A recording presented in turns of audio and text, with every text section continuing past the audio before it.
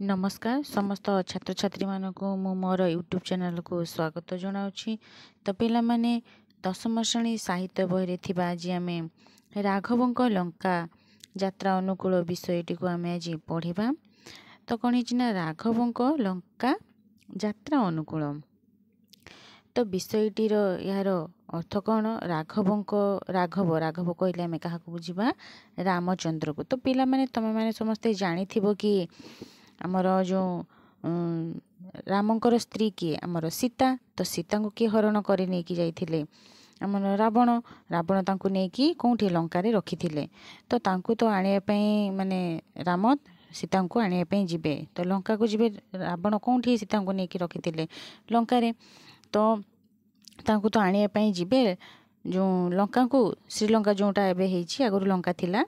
तो जो लंका को जिबे आने सीता को तो आमर कौन समुद्र पार हो जी। तो एत बड़ समुद्र पार होकर आने जी। तो से माने विषयटी है जो राघवों लंका यात्रा अनुकूल।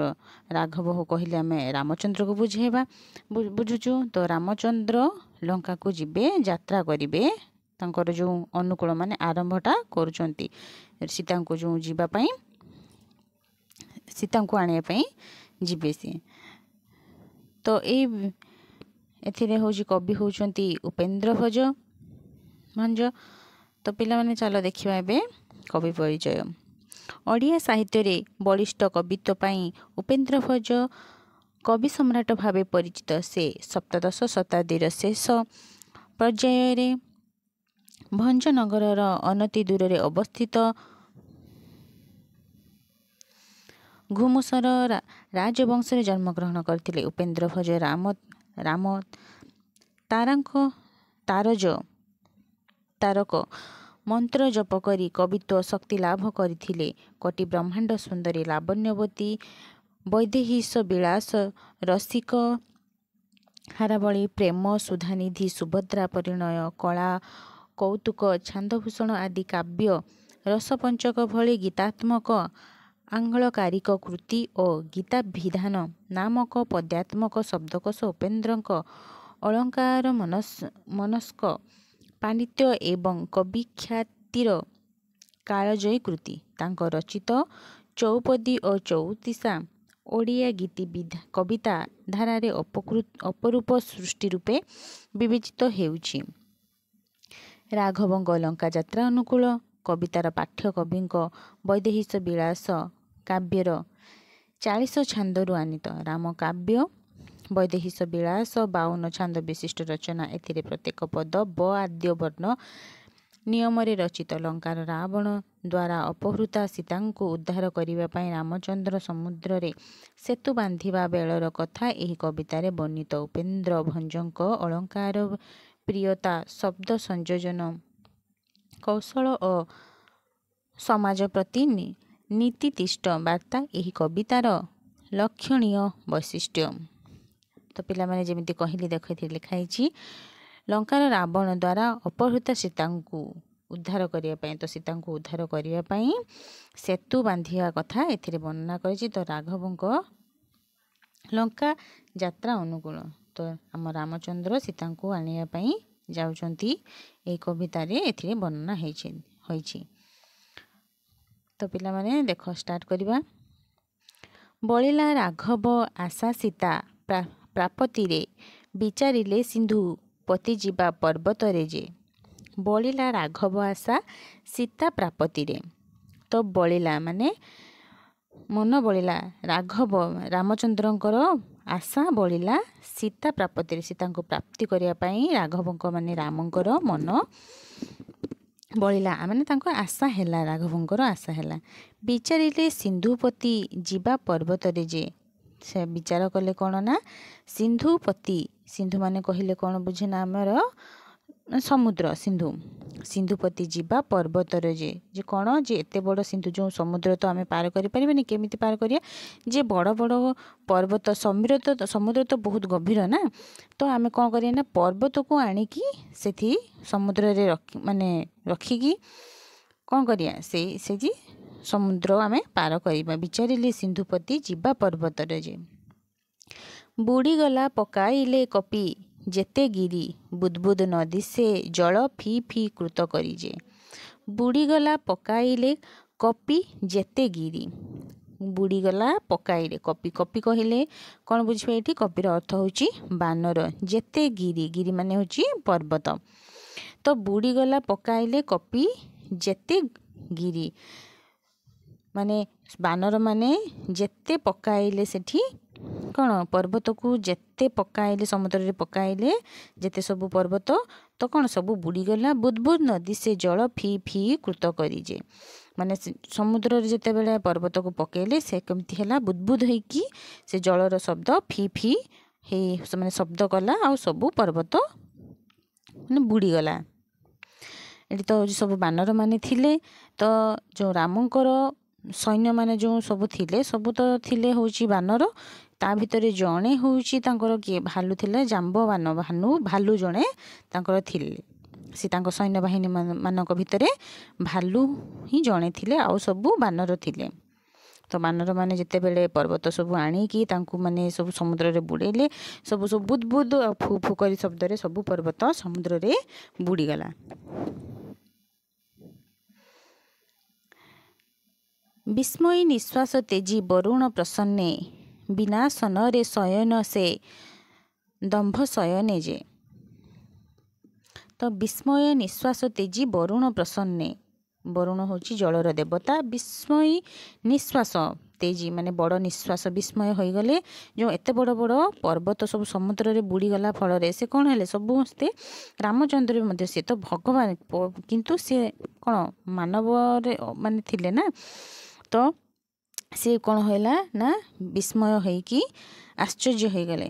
ଆଶ୍ଚର୍ଯ୍ୟ ହୋଇକି ନିଶ୍ୱାସ ଛାଡ଼ିଲେ। ଆଉ ସେ କ'ଣ କଲେ ନା ବରୁଣ ପ୍ରସନ୍ନେ। ବରୁଣ ହେଉଛି କ'ଣ? ଜଳର ଦେବତା ବରୁଣ। ତ ତାଙ୍କୁ ପ୍ରସନ୍ନରେ ବିନାଶନରେ ଶୟନ ସେ ଦର୍ଭ ଶୟନେ ଯେ। ବିନାଶନରେ ଶୟନେ ଯେ ଦର୍ଭ ଶୟନେ ଯେ। ବିନାଶନରେ, ବିନାଶନରେ ମାନେ ବିନା ଆହାରରେ। ଆସନ କହିଲେ ଯାହା ଉପରେ ଆମେ ବସିଥାଉ ଆସନ, ଆଉ ଅସନ, ଅସନ ମାନେ ହେଉଛି ଆମର ଖାଦ୍ୟ। ବିନାଶନରେ ମାନେ ବିନା ଆହାରରେ। ବିନାଶନରେ ଶୟନ ଯେ ଦର୍ଭ ଶୟନେ ଯେ।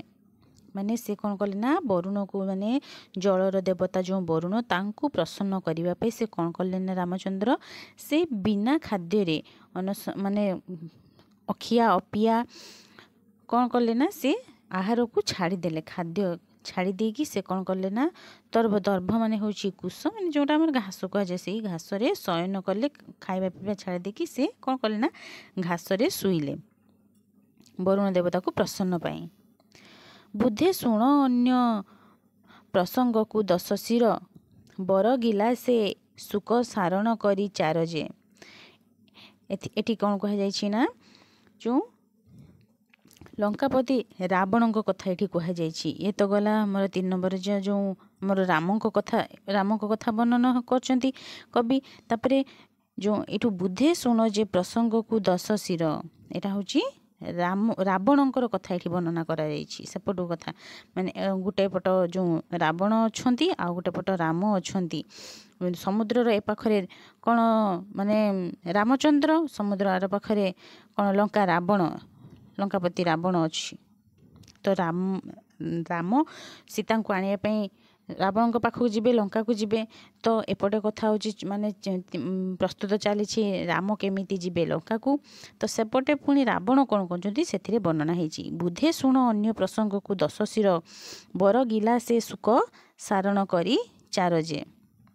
କ'ଣ ଯେ ବୁଧେ ଶୁଣ ଅନ୍ୟ ପ୍ରସଙ୍ଗକୁ 10 ଶିର। 10 ଶିର କହିଲେ କ'ଣ? ଆମେ ରାବଣକୁ ବୁଝିବା। 10 ଶିର, ଶିର ମାନେ କ'ଣ? ମୁଣ୍ଡ। ତ 10 ଶିର କାହାର? ରାବଣର ହେଉଛି 10 ଶିର। 10ଟା ମୁଣ୍ଡ ଅଛି, ତ ତାକୁ କ'ଣ କରୁଛି? 10 ଶିର। ବୁଧେ ଶୁଣ ଅନ୍ୟ ପ୍ରସଙ୍ଗକୁ 10 ଶିର। ବୁଧେ ଏଠି କହିଲେ କ'ଣ? ମାନେ ଜ୍ଞାନୀ ଯେଉଁମାନେ ଆମେ ପଢ଼ୁଛୁ ଯେଉଁ ବହିକି, ସେମାନେ କ'ଣ କରୁଛନ୍ତି ଯେ ଜ୍ଞାନୀ ମାନେ ଶୁଣ ଅନ୍ୟ ପ୍ରସଙ୍ଗକୁ 10 ଶିର। ଅନ୍ୟ ଏକ ପ୍ରସଙ୍ଗକୁ 10 ଶିର ହେଉଛି ରାବଣ।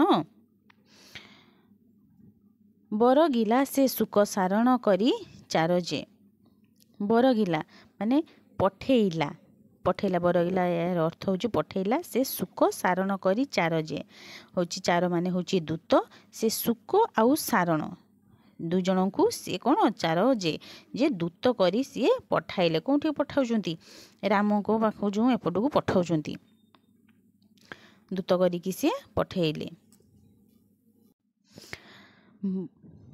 बरगिला से सुक सारण करी चार जे से कौन सुक आ सारण को दूत करी पठाइले तापरे कौन है विभीषणे कह ज्येष्ठ भ्राता पिता सरी बुझी न बुझी कपिता बाणी पिता करी जे विभीषण होचंती होची कौन रावणकर सान भाई विभीषण माने होची कौन विशेष भाव ज्ञान जार से विभीषण जेतेबेले राम विभीषण एबे राम पाखरे अछंती तो रावण जेतेबेले सीता माता सीता को हरण करी आनिले हेतेबेले विभीषण कौन कहिथिले ना सी तांकर भाई को बुझाइथिले जे बहुत बुझाइथिले किंतु सी बुझी नथिले तो रावण माने विभीषण तांको भाई कौन करथिले ना से जानि पारथिले जे ये होचंती स्वयं भगवान रामचंद्र तो सी कौन करथिले ना तांको राम को पाखरे आसिकी तांकर से राम को पाखरे थिले तो सी से कौन सुक आ सारण को सी पठेकी माने पठाउछंती दूत करी पठाउछंती जे जा तू कहबू विभीषणे कह ज्येष्ठ भाता पिता सरी जे विभीषण को जाई कहबू कह ज्येष्ठ भाता किए रावण तो राम ज्येष्ठ भाता जो बड़ भाई सी होची कौन पिता सरी पिता तुल्य सरी माने होची तुल्य जे पिता सरी पिता तुल्य सीए बुझी न बुझी तू किछि बुझिलुनी कोपी माने रागरे ता बाणी पिता करी जे ता बाणी को ज्येष्ठ भाई माने ज्येष्ठ भाई होची बड़ भाई जो पिता समान तू ता कथा बुझी न बुझी किछि बुझिलुनी कप करी रागरे तू पळे आसिलु ता कथा को पिता करी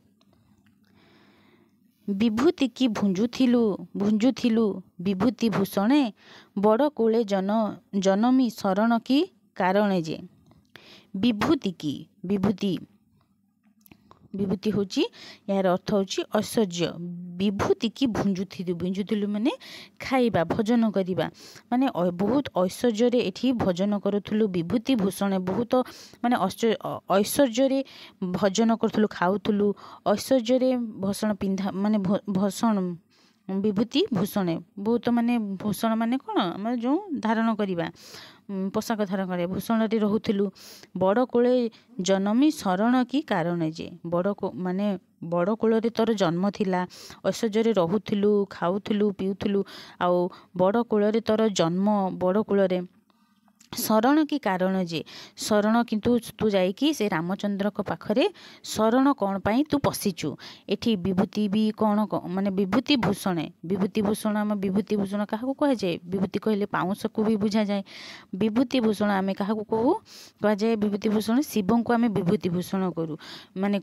कही था तो रावण एठी आम रामचंद्र को विभूति भूषण रे माने तांको आख्या दौचंती कारण सी हूँ कौन जे एबे माने जमिति शिव कौन करती जे पाउंस को माखी से श्मशान रे रुहंती सब बेले पाउंस बोलेकी बाहर रुहंती सेमिति रामचंद्र से हूँ कौन एबे वनवास रे अछंती से तांको से कहउचंती जे बड़ कूले जन्मी तू बड़ कूल जन्म करी शरण पशिचु से जो माने से भाया से बाहर रोज जंगल रोज ता पाखरे कहीं तू शरण पशिचु ये सब कथा जाइकी तू कहबू ताकू से कौन कहते माने रावण सुक आ सारण को पठेइचंती दूत भाव में तो जाइकी तू ये भाया मोर भाई को कहबू विभीषण को बोल अंगद को पिता शत्रु भक्ति पुण्य बाद चराई पितृव्य बाहुड़ा और सैन्य जे बोल अंगद को पिता शत्रु भक्ति पुण्य आउ सेठी जो अंगद मध्य थिबे तांको भी कहबो बोल अंगद को पिता शत्रु भक्ति पुण्य तुमर जो पिता शत्रु एठी अंगद एठी तो अंगद होउछंती बालींकर पुत्र बाली आ सुग्रीव होची कौन दी भाई थिले सी तो ये दुई भाई मध्य तांकर माने ପଡ଼େନି। ସୁଗ୍ରୀବଙ୍କ ସ୍ତ୍ରୀକୁ ସେ ଭୋଜି ମାନେ ବାଳି ରଖି ନେଇକି ତାଙ୍କୁ କ'ଣ ସୁଗ୍ରୀବଙ୍କୁ ସେ ତାଙ୍କ ରାଜ୍ୟରୁ ତଡ଼ି ଦେଇଥିଲେ। ସୁଗ୍ରୀବ ଆସି ଋଷ୍ୟମୁଖ ପର୍ବତରେ ସେ ଥିଲେ। ଯେତେବେଳେ ହନୁମାନ ରାମଚନ୍ଦ୍ରକୁ ନେଇକି ଯାଇଥିଲେ ଋଷ୍ୟମୁଖ ପର୍ବତକୁ ସେ ନେଇକି ଯାଇଥିଲେ ମାନେ ସୀତାଙ୍କୁ ମାତା ସୀତାଙ୍କୁ ଖୋଜିବା ପାଇଁ, ସେତେବେଳେ ସୁଗ୍ରୀବ ତାଙ୍କୁ ତାଙ୍କର ଦୁଃଖ କଥା ସେ କହିଥିଲେ। ତ ଯେତେବେଳେ ତାଙ୍କୁ ଦୁଃଖ ମାନେ ପ୍ରକାଶ କରିଥିଲେ, ରାମଚନ୍ଦ୍ର ତାଙ୍କୁ ସାହାଯ୍ୟ କରିଥିଲେ। ତ ଯେତେବେଳେ ବାଳି ଆଉ ସୁଗ୍ରୀବଙ୍କ ମଧ୍ୟରେ ଯୁଦ୍ଧ ହେଇଥିଲା, ସିଏ ବାଳିକୁ ସେ ଗଛ ବାହାଳରେ ରହି ତାଙ୍କୁ ହତ୍ୟା କରିଥିଲେ। ସେ ତାପରେ ତାଙ୍କର ଯେଉଁ ସୁଗ୍ରୀବଙ୍କ ପାଖରେ ଯେଉଁ ସୈନ୍ୟ ସାମନ୍ତ ସବୁ ଜନ୍ତୁ ବାନର ସବୁ ସେନା ଥିଲେ, ସେ ତାଙ୍କୁ ନେଇକି ମାନେ ସୀତାଙ୍କୁ ଆଣିବା ପାଇଁ ଯିବେ ନା, ତ ତାଙ୍କୁ ସୈନ୍ୟବାହିନୀ ତ ଦରକାର। ତ ସେଥିପାଇଁ ସିଏ ସୁଗ୍ରୀବ ତାଙ୍କୁ ସାହାଯ୍ୟ କରିଥିଲେ। ତ ସେଇଠି ସୁଗ୍ରୀବ ସାହାଯ୍ୟ କରିଥିଲେ। କିନ୍ତୁ ବାଳିଙ୍କର ଯେଉଁ ପୁତ୍ର ଥିଲେ ଅଙ୍ଗଦ, ସେ ଜାଣିପାରିଥିଲେ, ସେ ରାଗୁଥିଲେ ମାନେ ତାଙ୍କର ପୁତ୍ର ତାଙ୍କର ପିତାଙ୍କର ଯେଉଁ ହତ୍ୟାକାରୀଙ୍କୁ ସିଏ ମାନେ ହତ୍ୟା କରିବେ ବୋଲି ସିଏ ମାନେ ପଣ ନେଇଥିଲେ। କିନ୍ତୁ ଯେତେବେଳେ ଜାଣିପାରିଲେ ଯେ ରାମଚନ୍ଦ୍ର ସ୍ୱୟଂ ଭଗବାନ, ସେତେବେଳେ ସିଏ ଆଉ ତାଙ୍କୁ ନ ରାଗି ତାଙ୍କ ଉପରେ ସିଏ ଆସି ରାମଚନ୍ଦ୍ରଙ୍କ ପାଖରେ ଶରଣ ପଶିଥିଲେ। ତ ସେଇଥିପାଇଁ ସିଏ ଯେଉଁ ମାନେ ରାବଣ ସେ କହୁଛନ୍ତି ଯେ ସେଇଠି ଯେଉଁ ଅଙ୍ଗଦ ଥିବେ ତାଙ୍କୁ ଯେଉଁ ଶୁକ ଶରଣକୁ ପଠାଇଥିଲେ ଦୂତ ଭାବରେ ନା, ତ ଅଙ୍ଗଦକୁ ଯେ ତମେ ବି ସେଠି ଯାଇକି ଥିବେ ସେ ଅଙ୍ଗଦ, ତମେ ସେଇ ଅଙ୍ଗଦକୁ ବି କହିବ ଯେ ବୋଲ ଅଙ୍ଗଦକୁ ପିତା ଶତ୍ରୁ ଭକ୍ତି ପୁଣ୍ୟ, ଯିଏ ତୋର ପିତାଙ୍କୁ ମାରିଛି ତାଙ୍କୁ ତୁ ଭକ୍ତି କରୁଛୁ, ବାଦ ଚରାଇ ପିତୃବ୍ୟ ବାହୁଡ଼ା ଓ ସୈନ୍ୟ ଯେ, ତ ତାକୁ ଯାଇକି କହିବୁ ଯେ ତାଙ୍କ ବାଦ ମାନେ ସେଠି ଝଗଡ଼ା ଲଗେଇ ଦେବୁ, ସେ ମାନେ ତାଙ୍କ ପିତାକୁ ତା ପିତାକୁ ଯିଏ ମାରିଛି ସେଇଭଳିଆ ଶତ୍ରୁକୁ ସେ ଭକ୍ତି କରୁଛି ହେଲା। ତ ସେଇଠି ଯାଇକି ତାଙ୍କର ବାଦ ଲଗେଇ ଦେଇ ଝଗଡ଼ା ଲଗେଇ ଦେଇ ପିତୃବ୍ୟ ବାଦ ରଚାଇ ମାନେ ଝଗଡ଼ା ଲଗେଇ ଦେଇକି ପିତୃବ୍ୟ ବାହୁଡ଼ା ଓ ସୈନ୍ୟ ଯେ, ପିତୃବ୍ୟ ମାନେ ତାଙ୍କର କକା ହେବେ କିଏ ସୁଗ୍ରୀବ, ଅଙ୍ଗଦ ହେଉଛି ସୁଗ୍ରୀବ ବାଳି ଦୁଇ ଭାଇ। ବାଳିଙ୍କର ପୁତ୍ର କିଏ ଅଙ୍ଗଦ ତାହେଲେ ତାଙ୍କର କାକା କିଏ ହେଲେ ସୁଗ୍ରୀବ। ତ ସେ ସୁଗ୍ରୀବ ହେଉଛି ପିତୃବ୍ୟ ମାନେ ତାଙ୍କର ହେଉଛି କକା। ବାହୁଡ଼ା ଓ ସୈନ୍ୟ ଯେ, ବାହୁଡ଼ା ମାନେ ଫେରାଇ ନେଇ ସୈନ୍ୟ ଯେ ତାଙ୍କ ପାଖରେ ଯେଉଁ ମାନେ ସୈନ୍ୟ ସାମନ୍ତ ଥିଲେ ତାଙ୍କୁ ଫେରାଇ ଆଣିବ, ଯେମିତି ଝଗଡ଼ା ଫଗଡ଼ା କରି ତାଙ୍କୁ ଫେରାଇ ଆଣିବ। କିଏ ମାନେ କହୁଛନ୍ତି ଏ କଥା ରାବଣ ଶୁକ ଆଉ ସାରଣକୁ କହିକି ପଠାଉଛନ୍ତି। ତ ପିଲାମାନେ ଆଜି ଆମେ ଏତିକି ପଢ଼ିଲେ, ତ ବାକି ଆମେ ପରବର୍ତ୍ତୀ କ୍ଲାସ୍ରେ ଆମେ ପଢ଼ିବା।